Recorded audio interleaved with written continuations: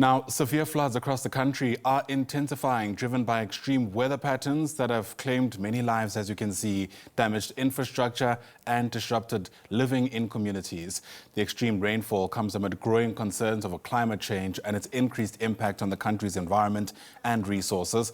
But let's get you insights on some of the causes, perhaps also the consequences of what we're seeing. Bring in now meteorologist Mnikeli Ndabambi, who joins us via our video link. So thanks very much indeed for your time and welcome to the SABC News Channel. We were told a number of months ago that we should anticipate La Nina-like conditions, which comes with above normal rainfall. But I wonder to what extent you reckon that goes far enough in explaining what we're seeing taking place, at least over the past couple of days. Yeah, thank you to the viewers as well. I couldn't hear you clearly, but I think I could hear you. And I also hope the echo I'm getting is just in my side only.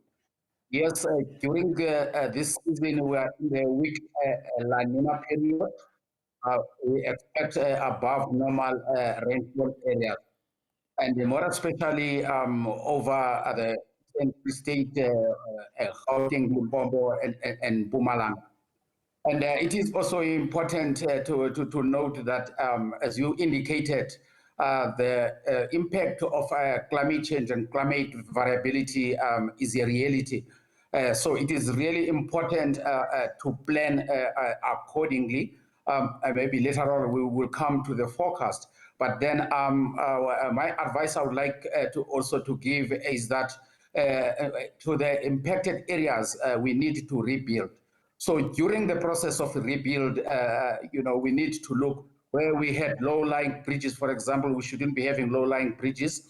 We need to look at the conditions that has worsened the situation and build accordingly. But as we look at the projections, the climate change and climate variability impact is a reality, and we still expect conditions to be extreme, more especially weather and climate conditions, also impacting not only the community, but the infrastructure and the agriculture, food security moving forward.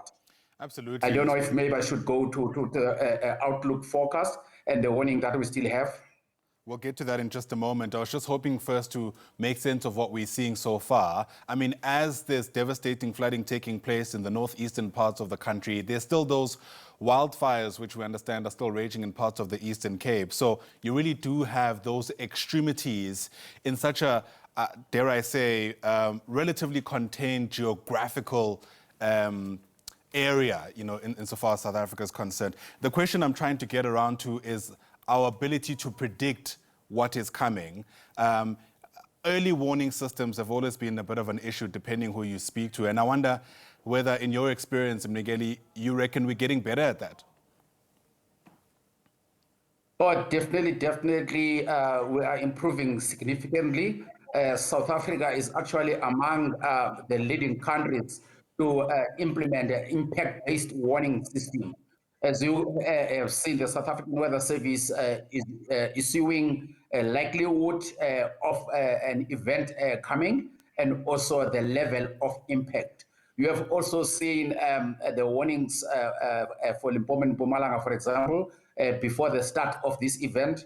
It has increased to level 9. Level 9 is as good as level 10, which actually indicate that the impact is going to be significant. And the observations are showing that the impact indeed was correct. The also other important part is that there's integration now, the South African Weather Service, the disaster management authorities, the NGOs, also at local level. You will find that the joint operational centers get established, the community get mobilized, and then the awareness about what communities should do or should not do is continuing. The South Africans should be rest assured that South Africa is among the leading countries in terms of the improvement of the early warning systems. All right, let's talk about those forecasts then. Should we anticipate more of these kind of patterns in the future? Yeah, in the future, we should anticipate more of these patterns, definitely. And also then when it is drying out, we should also anticipate long periods of drought. That's why I was also touching on food security, for example. The predictions are showing that the extreme event are expected to still increase in terms of frequency and also in terms of their intensity. So then that means that as we recover, we should anticipate a worse situation and at times for a prolonged period. Yeah. I wonder what that then means for government's own responses. I mean, the South African Local Government Association is already calling for national government to try bolster our disaster management systems. What would that look like? Yeah, in terms of government, we should be looking at the short-term interventions. And as we say, we still expect these extreme events to increase with time, also to the medium to long-term interventions. The short-term, for example, is to rebuild. People now cannot access schools. But when we rebuild, during the planning must take into account the input of weather and climate for that specific area. Because the impact-based warning, for example, has demonstrated lessons to us that for the same weather event, what could be level 10 in another area, it could be level 5 on that other area. So the planning should be localized as much as possible.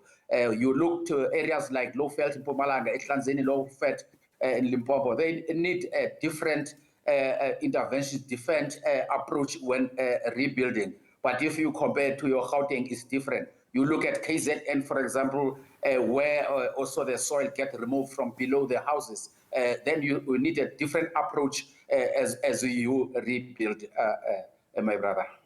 Fair enough. Mnikeli Ndabambi, thanks very much indeed for speaking to us. Appreciate the insights and the time. Mr. Ndabambi is a meteorologist helping us make sense of what we're seeing in some of these flood-stricken areas.